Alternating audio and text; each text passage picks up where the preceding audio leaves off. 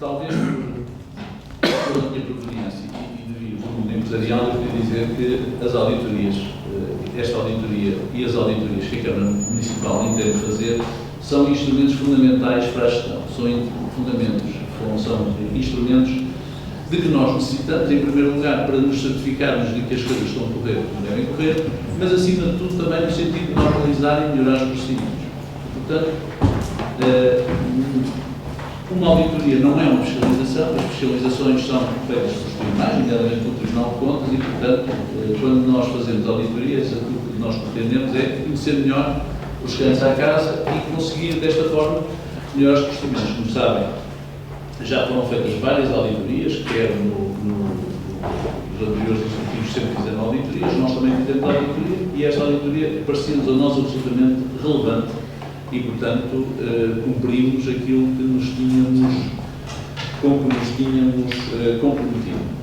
Como digo, entenderá sempre este Executivo fazer auditorias sempre que entender que isso se justifique ou que as situações o suscitam, e neste caso foi isso que foi feito. Não deve ser, portanto, entendido quando se fazem auditorias, se está aqui a perseguir, seja quem for, a levantar problemas, a organizar questões de outra natureza que muitas vezes são mal interpretadas.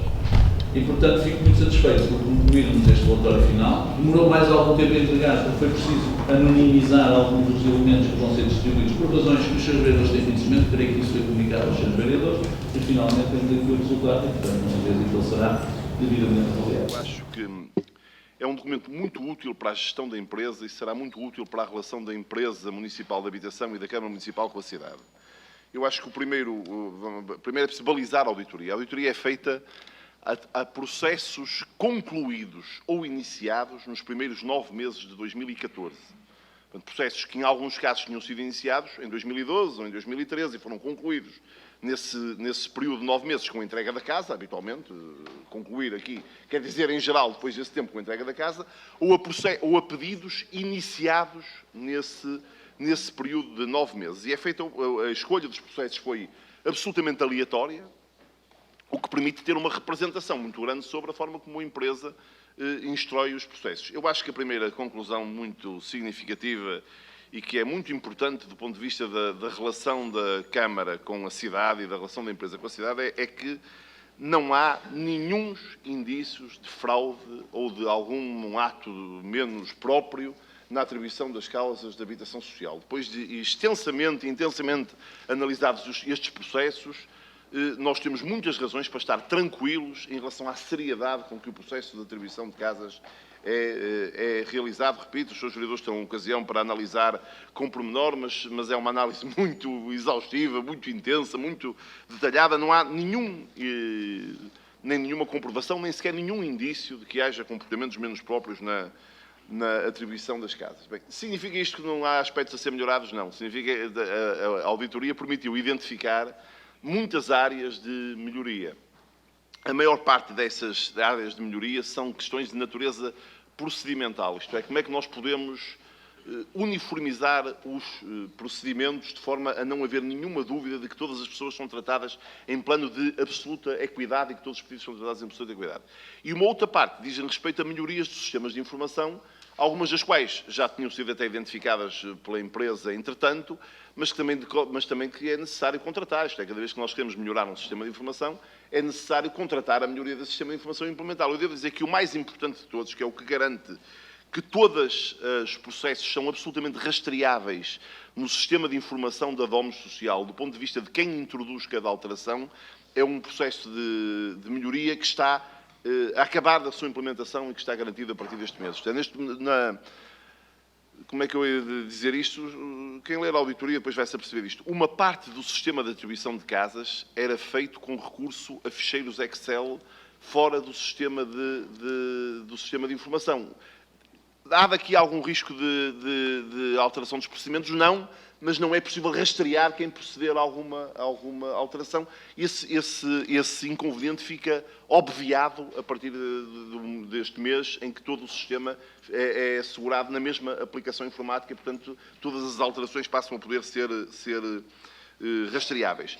Depois a auditoria levanta um conjunto de pequenas questões concretas que são todas explicadas em sede de contraditório por parte da DOM Social, sei lá. Há um procedimento em que o pedido de admissão da casa é feito sem que todos os documentos sejam incluídos e a decisão é muito célere, mesmo sem todos os documentos presentes, é uma decisão muito célere, que é tomada em 3 ou 4 dias e a casa é atribuída num período muito curto. Bem, é um processo, depois o contraditório explica, é o processo que, aliás, veio nos jornais daquela família que, tendo já 3 filhos, teve uma bebé que foi transplantada ao coração num hospital de Lisboa e, de facto, o processo de atribuição da casa foi aceito pelo telefone. Ora, aceito pelo telefone não podia ser aceito com os documentos todos e é verdade que foi atribuída muito celermente a esse processo em concreto, que calhou lá na tal seleção aleatória feita pela auditoria da Câmara, e esse processo foi um dos que foi selecionado e tem, de facto, desconformidades, mas que são todas explicáveis. Isso acontece no mais num ou noutro caso de problemas. Depois não podemos esquecer-nos que o facto de isto ter apanhado um período muito longo de tempo faz com que, por vezes, tenha havido modificações não apenas dos nossos procedimentos internos na Câmara, aliás, anteriores ao momento em que eu era vereador, mas também procedimentos dos próprios serviços públicos. Por exemplo, a desconformidade apontada mais vezes é haver pedidos aceites sem a nota de liquidação do IRS.